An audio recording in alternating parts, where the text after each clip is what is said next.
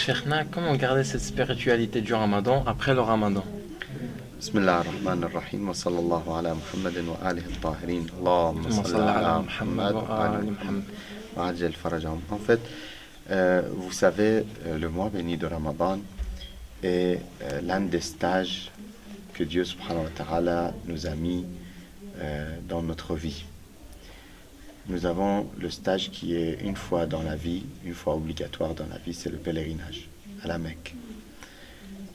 Dans ce stage, bien sûr, on fait des actes obligatoires. On fait l'ihram, on se met en état de sacralisation, on fait le tawaf autour de la Kaaba, on fait sa'i entre Safa et Marwa, on fait Rami el-Jamar, on va à Arafat, après on va à Muzdalifa, on va à Mina, on fait Rami el-Jamarat, le grand shaitan, le moyen et le petit. Donc tout ça, ce sont des moments pour se rapprocher d'Allah subhanahu wa ta'ala, mais en même temps, c'est un stage dans la vie. Nous avons un autre stage qui est une fois dans l'année, c'est le mois béni de Ramadan. Donc dans ce stage aussi, pendant un mois, on ne doit pas manger dans la journée, on ne doit pas faire ce qui est normal, ce qui est même des fois recommandé. Mais pendant le jeûne, à partir de l'aube jusqu'au Maghreb,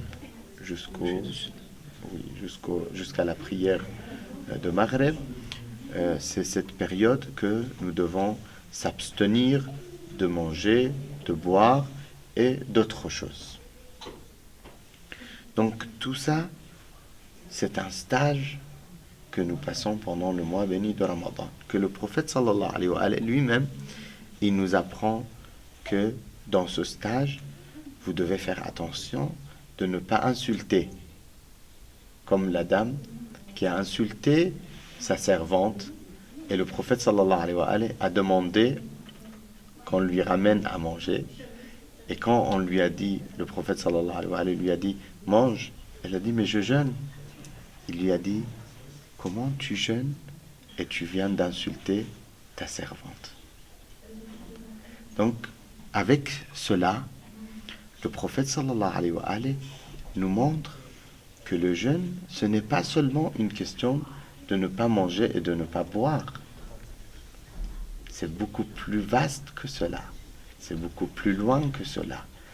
Que le prophète lui-même, sallallahu alayhi wa sallam, il nous dit, quand vous jeûnez, il faut faire attention à vos oreilles. Il ne faut pas entendre ce qui est illicite. Faites attention à vos yeux. Empêchez les yeux de voir quelque chose qui est illicite. Vos langues, vous l'empêchez de dire quelque chose qui est illicite aussi. Donc quand on jeûne, c'est pas seulement le ventre qui jeûne. C'est tous nos membres qui doivent jeûner.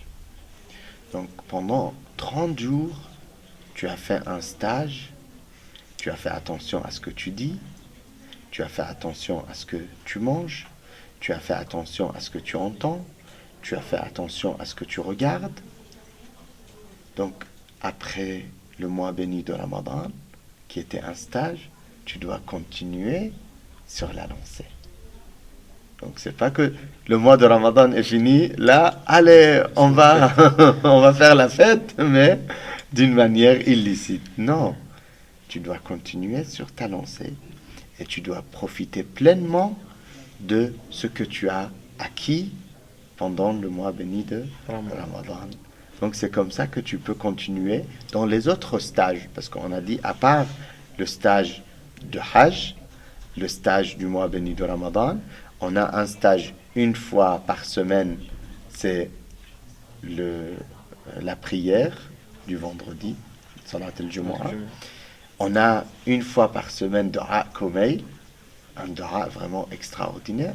Donc après le mois de Ramadan, c'est vrai, pendant le mois de Ramadan, il y a beaucoup plus de prières et des invocations et des duas et des choses vraiment extraordinaires. Mais après le mois de Ramadan, ce n'est pas terminé. Donc on a toujours Dua Tawassul le mardi soir, on a toujours le jeudi soir Dua Kumail, on a toujours le vendredi Dua al-Nudba, le matin on a Salat al-Jumu'ah, l'après-midi on a Dua Semat, on a Dua Zaman al-Ghaiba, on a beaucoup de prières. Chaque jour, on a un Dua de chaque jour et une ziyara de chaque jour.